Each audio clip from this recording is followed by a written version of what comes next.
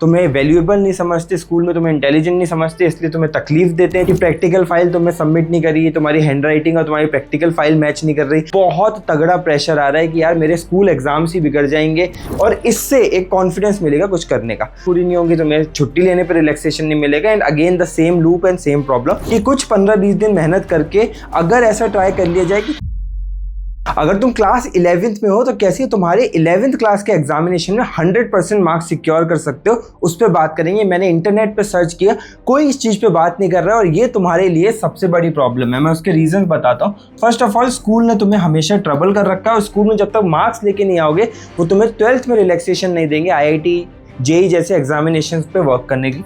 दूसरा, तुम्हारे पेरेंट्स का बहुत बड़ा वीक पॉइंट है क्लास 11th के तुम्हारे मार्क्स जब तक वो ठीक नहीं करोगे, तुम्हारी डिमांड्स पूरी नहीं होंगी, तुम्हें छुट्टी लेने पर रिलैक्सेशन नहीं मिलेगा and again the same loop and same problem. Because मैंने भी यही फील किया है। मैं तुम्हें आगे बताता हूँ कि मेरे को एग्जैक्ट क्या प्रॉब्लम्स हुई थी। एंड थर्ड, तुम में से सबके हाफ ईयरली बिगड़े हुए हैं एंड इससे तुम्हें एक बहुत तगड़ा प्रेशर आ रहा है कि यार मेरे स्कूल एग्जाम्स ही बिगड़ जाएंगे, शायद मैं पास हो पाऊँ या ना हो पाऊँ। देखो, सिमिलर कंडीशन मेरी भी थी एंड मैंने ये डिसाइड किया कि कुछ 15-20 दिन मेहनत करके अगर ऐसा ट्राई कर लिया जाए कि क्लास 11th में इतने मार्क्स लेके आ जाए कि स्कूल में एक ऑरा बन जाए और वो मुझे 12th में परेशान ना करे इस चीज़ को लेके कि प्रैक्टिकल फाइल तुमने सबमिट नहीं करी, तुम्हारी हैंडराइटिंग और तुम्हारी प्रैक्टिकल फाइल मैच नहीं कर रही, तुम्हें सारे लैब एक्सपेरिमेंट्स के लिए आना पड़ेगा। इन सब के लिए मेरा सिंपल गोल था कि मैं भाई इसमें 95-90% तो लेके आऊँगा ही क्लास 11th में। इसके अलावा और कुछ बेनिफिट्स भी होते हैं, JEE में तो नहीं होते, बट तुम्हारा कॉन्फिडेंस ऊपर जाता है। PG लेवल पे एग्जामिनेशन लाइक कैट वगैरह में 11th क्लास के भी मार्क्स देख लेते हैं। दो एट जनरल बहुत ज़्यादा तुम्हारे करियर में इंपॉर्टेंट नहीं है, बट ये चीज़ें बहुत इंपॉर्टेंट है अगर तुम्हारा ड्रीम IIT है इवन, या फिर अगर तुम्हारा ड्रीम नीट या कोई अदर एग्जामिनेशन है। क्लास 11th में मार्क्स लेके आओगे तो चीज़ें सॉर्टेड होंगी और इससे एक कॉन्फिडेंस मिलेगा कुछ करने का। तो सबसे पहले, जैसे हम हर बार कन्विक्शन से करते हैं, I will score in percentage in class 11th। जल्दी से कमेंट सेक्शन में लिख के बताओ तुम्हारी ड्रीम परसेंटेज क्या है क्लास 11th की।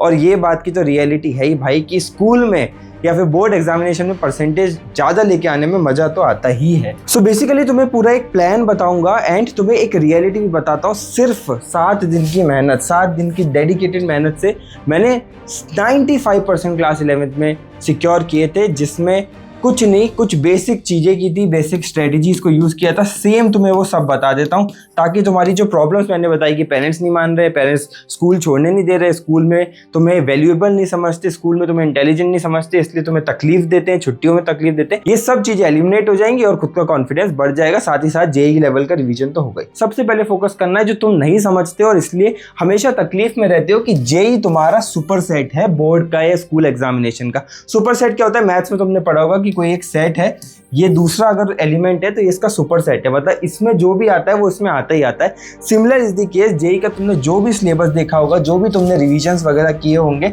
सब कुछ कहीं ना कहीं तुम्हारे स्कूल और बोर्ड सिलेबस के ऊपर ही है। तो मैंने सिंपल अपने दिमाग को ये बात बताया था कि स्कूल एग्जामिनेशन के लिए मुझे कुछ न्यू लर्न नहीं करना है, कोई न्यू फॉर्मूला नहीं देखने हैं एंड कोई न्यू चैप्टर नहीं पढ़ना है। सब कुछ मैंने ऑलरेडी पढ़ रखा है, ज़्यादा तरीके से पढ़ रखा है। ऐसा भी हो सकता है कि स्कूल के 3-5 मार्क्स का सवाल मेरे लिए चुटकी बजा के आंसर निकालने लायक हो। तो मेरा सिंपल चीज़ था कि एग्ज़ाम में मार्क्स लेके आने के लिए आपको जो चीज़ें चाहिए होती है वो होता है सिलेबस प्लस मेथड।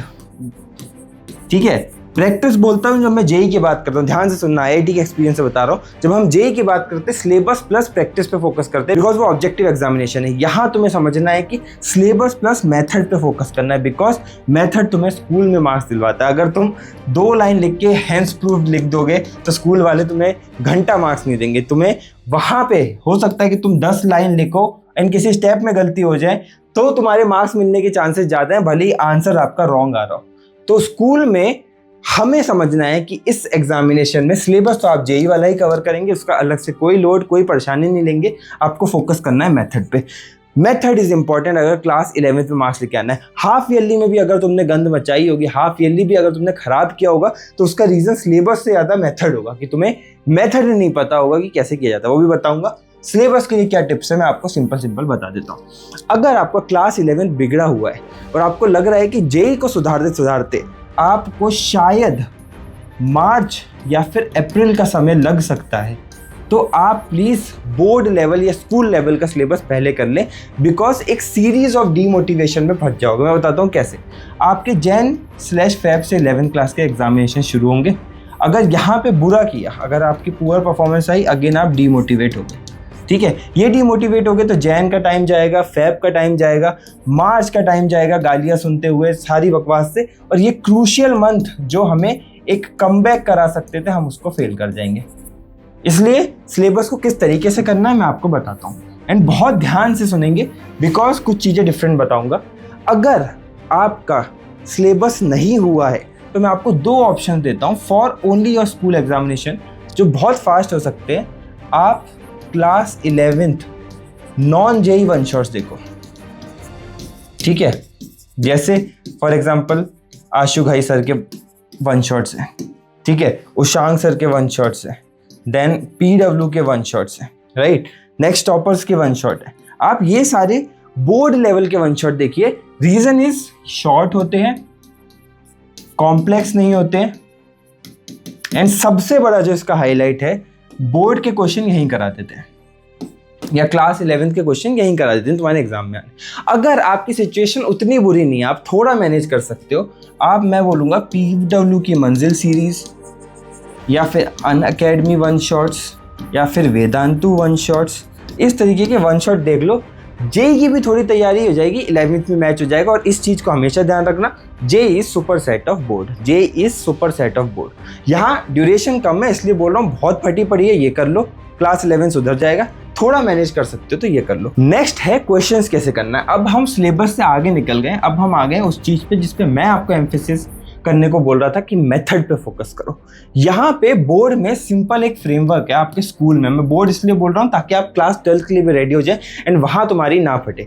सबसे पहले बोलो, बोर्ड में फटनी नहीं है, स्कूल एग्जाम में फटनी नहीं है। इतना तुम मेरे स्टूडेंट हो गए, एटलीस्ट इतना तो खुद के अंदर कन्विक्शन डाल सकते हो। कमेंट में जाके अभी लिखो कि बोर्ड में फटेगी नहीं मेरी। और ऐसी एक्सपीरियंस टिप्स के लिए सब्सक्राइब जरूर कर लो। तुम लोग सब्सक्राइब नहीं करते हो, ये तुम्हारे को पता नहीं क्या इशू है। जल्दी से सब्सक्राइब बटन दबा दो। अब तुम्हें बताता हूँ कि बोर्ड का फ्रेमवर्क क्या होता है, टीचर कैसे सॉल्व करता है। टीचर बेसिकली कुछ चीज़ों को देखता है, सारे स्टेप्स हुए हैं, मुझे सेटिस्फेक्शन मिला क्या, और आंसर करेक्ट आया क्या। मैं तुम्हें लिख के बता रहा हूँ, अगर तुम बेसिक जेई एस्पिरेंट या क्लास 11th की स्टूडेंट हो, ये तुम्हारा सॉर्टेड होता है। ये सेकंड नंबर पे तुम सॉर्ट कर सकते हो, यहाँ सबसे ज़्यादा दिक्कत आती है। तो स्टेप और सेटिस्फेक्शन पे फोकस करेंगे। अब इस वाली स्लाइड में समझते हैं कि स्टेप क्या होगा। बेसिकली तुम कोई भी बोर्ड लेवल की क्वेश्चन बैंक्स ले लो, उस वाल बुक की क्वेश्चन बैंक ले सकते हो। अगर तुम डिस्क्रिप्शन में लिंक्स देखोगे, ऑलरेडी डिस्काउंटेड रेट्स पे सारी किताबें अवेलेबल हैं थ्रू माई सोर्स, तो तुम वहाँ से परचेज कर सकते हो। वेबसाइट से करोगे तो यश50 कोड यूज़ कर लेना। एंड एनसीईआरटी, ये आपके बेसिकली स्टेप 1 के रहेंगे, ताकि आपको पता चल जाए कि कौन से क्वेश्चन आते हैं, उसमें कैसी चीज़ें होती हैं। अब सेटिस्फेक्शन, ये एग्जामिनर की सबसे बड़ी प्रॉब्लम है कि वो अपना सेटिस्फेक्शन ढूंढता है। तुम सब कुछ सही करके भी आओगे तो भी गलत कर देगा। तो कोई बच्चा 85% लेके आ रहा है, कोई बच्चा 95% लेके आ रहा है। इधर बहुत ज़्यादा जो डिफरेंस है ना, वो सेटिस्फेक्शन ऑफ द टीचर का ही दिक्कत है कि वो सेटिस्फाई नहीं हुआ भाई, समझ लो। अब इसके लिए क्या करना है, बहुत सिंपल टेस्ट बता रहा हूँ। सबसे पहले आपको स्टेप्स में लिखना है, दूसरा आपको लाइन मार्जिन देने, ठीक है, मतलब घचर पचर नहीं बनानी। तीसरा हमेशा पॉइंटर अप्रोच अपनाना है। चौथा अंडरलाइनिंग पे बहुत फोकस करना है। And please boxing of answer पे बहुत फोकस करना। प्लस एक बात तुम्हें मैं बता रहा हूँ, हैंड राइटिंग अगर तुम्हारी ख़राब है भैया की तरह, दैट इज़ मेरी तरह, तो फोकस कर लेना नीट राइटिंग पे, क्लीन राइटिंग में और स्पेशियस राइटिंग पे। नीट, क्लीन, स्पेशियस, NCS, अगर सिर्फ इस पे फोकस कर लोगे, कोई ऐसा स्कूल का टीचर नहीं है तुम्हारे सेटिस्फेक्शन के चक्कर में मार्क्स काट लेगा कि तुमने सब सही किया, मार्क्स मिलने चाहिए थे 5, वो 3 नहीं देगा। क्योंकि नीट, क्लीन, स्पेशियस लिख दो और ये पॉइंटर्स का यूज़ कर लो। And one final bonus tip for all, सिर्फ एक फाइनल बोनस टिप बता रहा हूँ, सिंपल समझ लेना कि आप हर चैप्टर के सिर्फ 10 से 20 आंसर राइटिंग लिख के प्रैक्टिस कर लेना जब आपका एग्जामिनेशन हो। जैसे फॉर एग्जांपल अगर 10 फेब को आपका एग्जामिनेशन है तो प्लीज़ 5 से 9 तारीख के बीच में 10 क्वेश्चन सिर्फ लिख के प्रैक्टिस कर लेना, जैसे आप एग्जाम शीट पे लिख रहे हो। ऐसी डेमो आंसर शीट्स भी आती हैं जो एग्जाम शीट जैसी होती है, पूरा स्टेप वाइज, जिसमें आप सारा underlining, spacious, pointer, bullet, boxing सबका ध्यान रखें।